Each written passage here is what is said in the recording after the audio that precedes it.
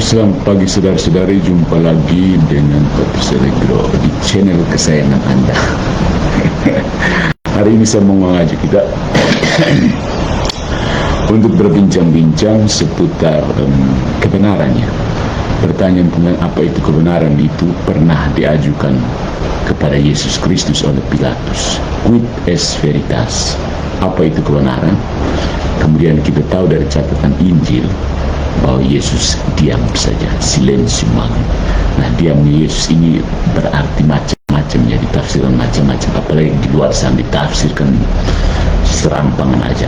Nah, saya mau mengajak kita, ada satu pendapat dari seorang pemikir yang rupanya sedang naik daun, bernama Yuval Noah Harari.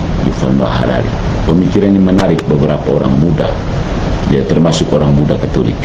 Nah, ada sebuah artikelnya yang saya temukan di internet yang menulis seperti ini. Are we living in a post-truth era?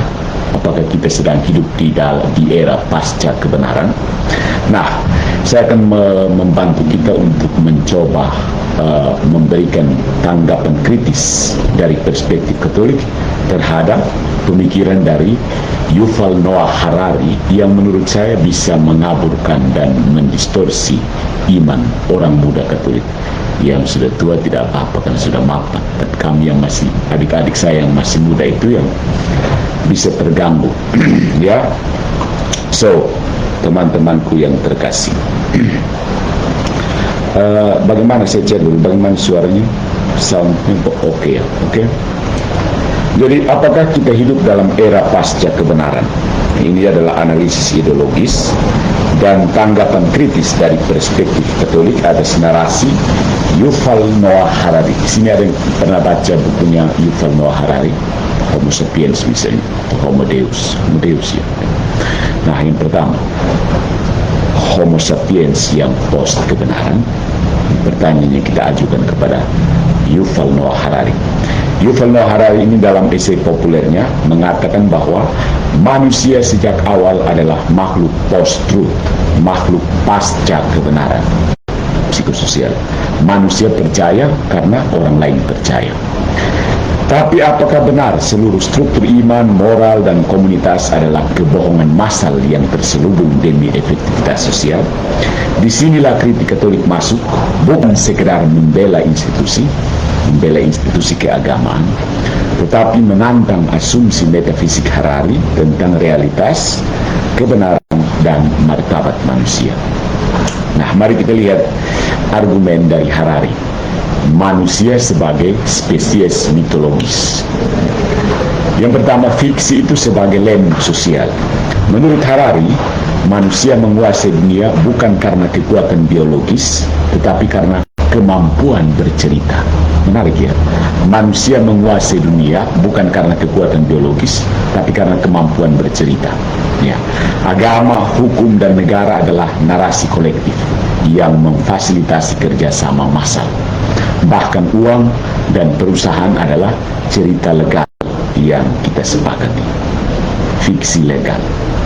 Jadi menurut Harari, fiksi sebagai kohesi sosial, lem sosial yang mereka kita salai. Yang kedua, religi atau agama itu adalah mitos yang tertua, mitos paling tua. Harari menyamakan agama, entah itu Kekristenan, Islam, Hindu, dengan Harry Potter dan Don Quixote, dua novelnya. Cerita yang berdaya guna meskipun tidak benar. Dia membandingkan Kekristenan, Islam, Hindu dengan Harry Potter dan Don Quixote. Ya. Fiksi agama dianggap sebagai alat kontrol sosial yang efektif tapi tidak faktual.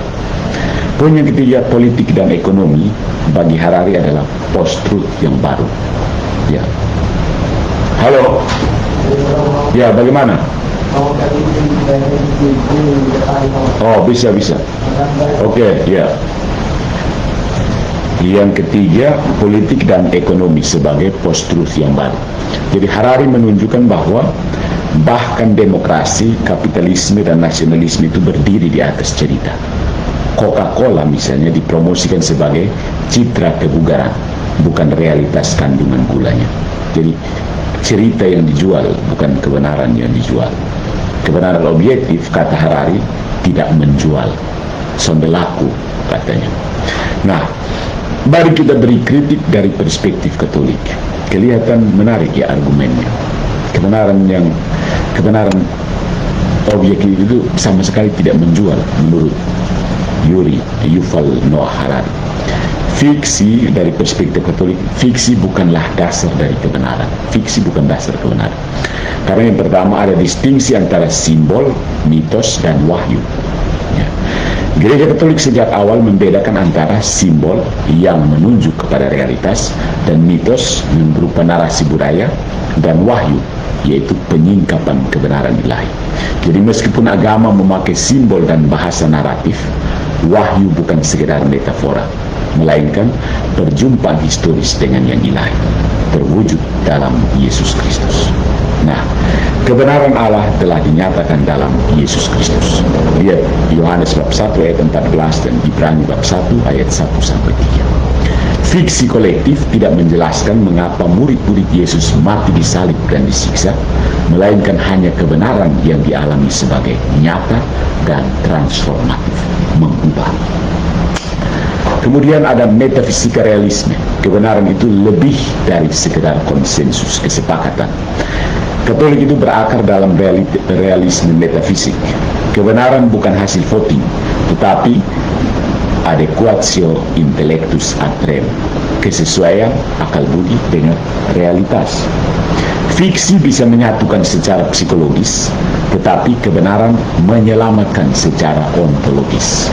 Nah, Harari ini mereduksi kebenaran menjadi alat kekuasaan dan kerjasama sosial, mengabaikan dimensi transendental manusia, hasrat akan kebenaran, keindahan, dan kebaikan. Jadi Harari ini mengabaikan hal ini, sebuah dimensi transendental. Nah, ini adalah reduksionisme epistemologis yang berujung pada skeptisisme dan relativisme. Poinnya adalah catat bahwa ada golongan Kristen yang menjadi seperti ini. Yang ketiga, kesaksian sejarah, gereja sebagai penjaga kebenaran. Nah, alih-alih sebagai pabrik mitos, gereja justru adalah mater et magistra, ibu dan guru kebenaran. Lihat dokumen Mater et Magistra, ensiklik dari Yohanes ke-23. Kitab suci dan tradisi bukan hanya konsensus budaya, tetapi testimonium fidei, kesaksian iman, disaring oleh budi, akal budi, dan bimbingan Roh Kudus, inspirasi. Jadi Harari mengabaikan proses kritis internal dalam sejarah gereja berupa konsili, pertobatan, pengakuan dosa institusional, dan reformasi. Reformasi yang dimaksud di dalam gereja, ya, bukan keluar dari gereja. Contohnya, pengakuan kesalahan atas Black Label oleh gereja Inggris bukan karena mitosnya ambruk, tetapi karena kebenaran moral ditegakkan oleh refleksi iman. Kemudian kita perlu membedakan relasi antara imajinasi dan iman. Perlu dibedakan. Nah, imajinasi itu fiksi yang menangguhkan realitas demi kesenangan naratif. Itu namanya imajinasi. Sementara iman atau wahyu itu menerima realitas ilahi yang melampaui rasio, akal budi, namun tidak bertentangan dengan akal budi. Nah, kesalahan Harari adalah menyamakan iman dengan iman semu. Percaya karena banyak yang percaya. Padahal iman Kristen adalah respon personal terhadap kebenaran yang diwahyukan Allah, melibatkan kehendak, akal, dan kasih. Lihat Fides et Ratio dari Santo Yohanes Paulus II. Kemudian poin yang kelima, Harari dan bahaya rasionalisme sinis. Tawaran dari Harari terdengar rasional, lepaskan mitos dan fokus pada konsensus konvensional.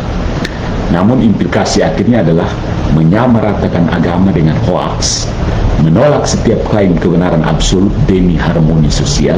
Inilah yang dilakukan beberapa orang akhir-akhir ini, mengabaikan martabat personal manusia yang terbuka pada kebenaran ilahi. Ini adalah bentuk baru gnostisisme, its fulfillment in love, kata Santo Thomas Aquinas.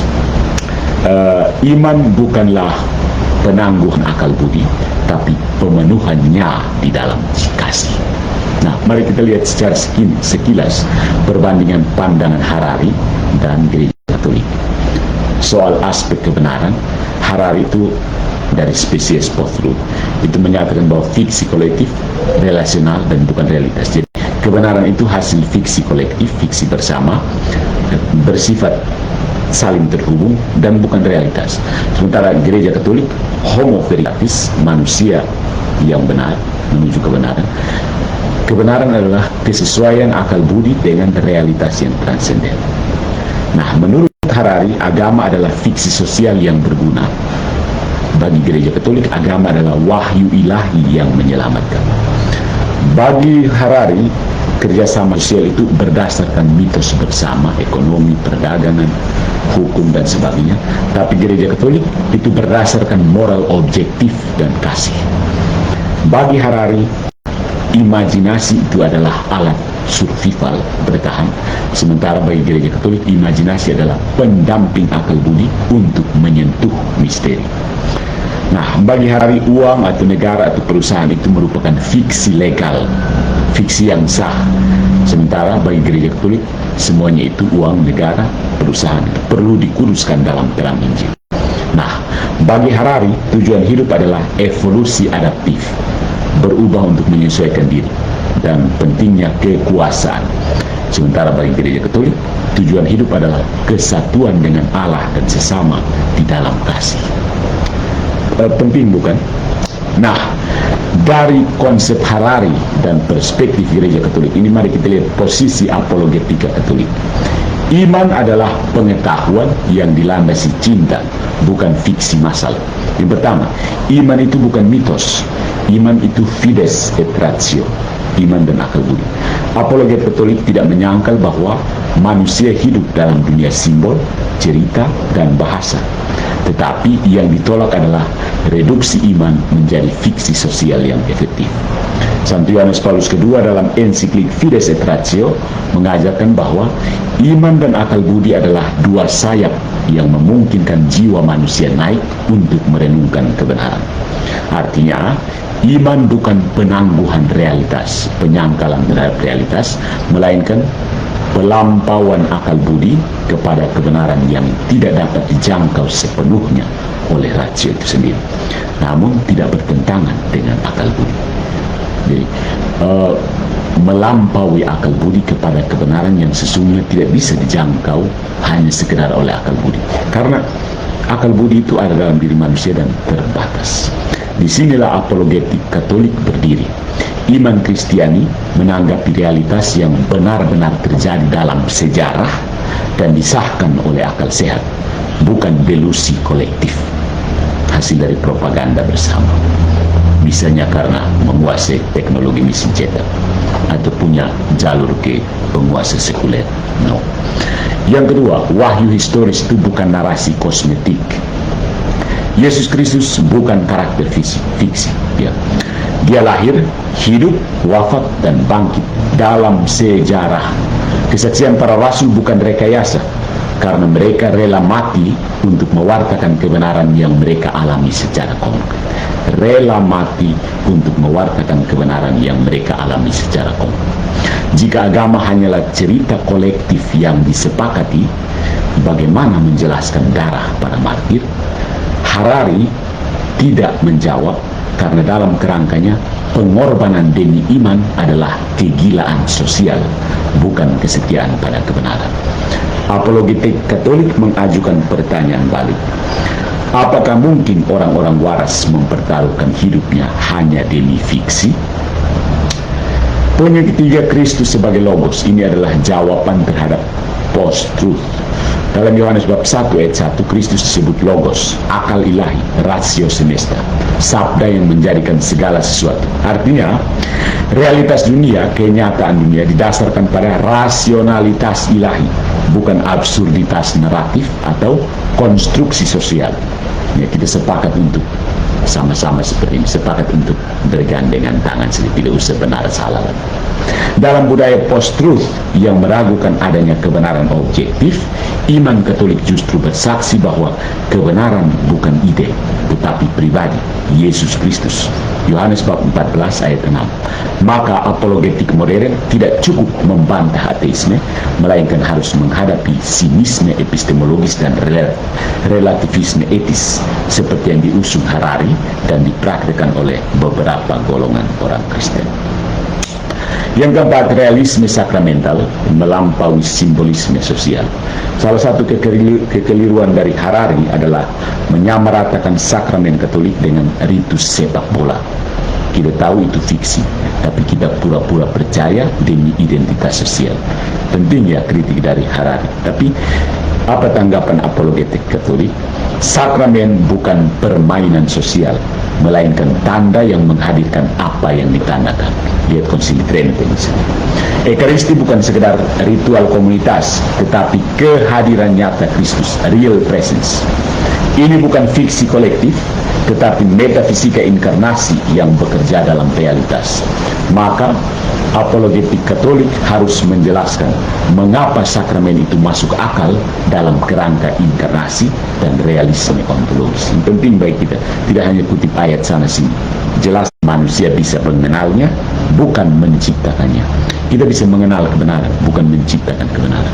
Bisa lihat dari Santo Thomas Aquinas, dari Summa Theologiae, atau kemudian dielaborasi berlanjut oleh seorang tomistik bernama Joseph Piper on Truth. Jadi saudara-saudara, apologetik hari ini bukan hanya defensif mempertahankan iman, melainkan juga eksistensial, menyatakan bahwa iman bukan pelarian dari kebenaran, tetapi jalan menuju pemenuhan akal dan kasih. Jadi apologinya bukan sekedar defensif, melainkan eksistensial. Ya. Nah, tantangan apologetik di era post-truth sekarang ini, dalam dunia di mana Harari dijadikan nabi zaman, apologetik Katolik perlu menyerang asumsi dasar, serang asumsi dasar, bukan orangnya, serang asumsi dasar. Kita tidak boleh hanya membela agama dari tuduhan fiksi misalnya, tetapi menggugat balik bahwa post-truth adalah hasil dari nihilisme epistemologis dan hilangnya kepercayaan pada logos. Pola yang sama ini bisa diterapkan untuk apologetika ke arah mana saja. Yang kedua, menghidupkan kebenaran sebagai the way of life, jalan hidup. Apologetik bukan hanya menjelaskan, tapi menunjukkan bahwa iman Katolik mengubah hidup, memberi harapan, akal budi, kasih, dan tujuan. Bukan sekedar mengatakan Katolik sesat, Katolik menyembah patung. Tidak, itu nonsens. Yang ketiga, menggunakan metafisika dan estetika. Karena era ini lebih percaya pada emosi dan narasi, apologetik modern perlu menunjukkan rasionalitas iman melalui keindahan dan pengalaman nyata. Misalnya liturgi, musik, martabat pelayanan sosial, dan kesaksian pribadi. So my friends, dari homo narrans, manusia yang bercerita, ke homo veritatis, manusia yang mencari kebenaran. Harari yang digandrungi orang muda sekarang menyebut kita sebagai homo narrans, manusia yang hidup dari cerita. Gereja Katolik tidak menolak itu, tapi kita menambahkan kita adalah homo veritatis, manusia yang mencari dan dipanggil oleh kebenaran. Dan kebenaran itu bukan mitos. Dia telah datang dan berkata, "Aku adalah jalan, kebenaran, dan hidup." Yohanes bab 14 ayat 6. Maka tugas apologetik Katolik bukan untuk mengalahkan Harari secara teoritis, secara retoris, tetapi untuk menunjukkan secara intelektual, moral, dan eksistensial bahwa ini penting. Iman Katolik adalah satu-satunya narasi yang masuk akal dan menyelamatkan dalam dunia yang tenggelam dalam kebisikan post-truth. Sekali lagi saudara-saudariku, tugas apologetik Katolik menunjukkan secara intelektual, moral, dan eksistensial bahwa iman Katolik adalah the only, satu-satunya narasi yang masuk akal dan menyelamatkan dalam dunia yang tenggelam dalam kebisikan post-truth. Sampai di sini perjumpaan kita Dan kalau ada pertanyaan silahkan bisa tanyakan di kolom komentar. Oke. Yuri Novel Harari. Oke, sampai sini dulu, nanti kita interaksi di kolom komentar nanti.